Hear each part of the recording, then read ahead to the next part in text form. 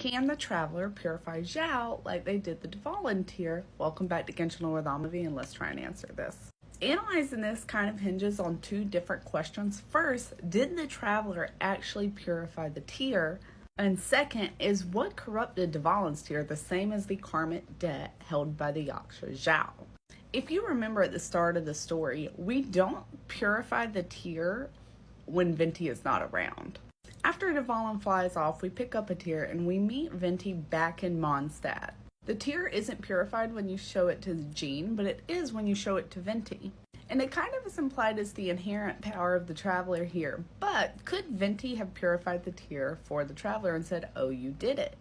But if you believe Venti and we did it, there is some record for the traveler having a purifying ability. This can be seen with the withering zones, the event quest with Festering Desire when we cure Durin's blood or venom, and the traveler is freely able to resonate with the element, so perhaps this is another element that the traveler is able to manipulate, or there is a purifying element that the traveler is manipulating to do these deeds. That kind of makes sense. So if you say, no, Venti wasn't lying, the traveler can purify, you then move to the second question.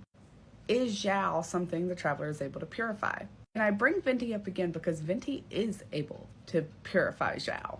We know this from the flute song from Lantern Rite, that was something that memory was able to bring Zhao back to who he was before all the karmic debt and regain some stability. Zhao's animo vision also gives him some stability. But what can the traveler provide? Dvalin's tear was corrupted by the Abyss Order, but what we're dealing with Zhao is a little different.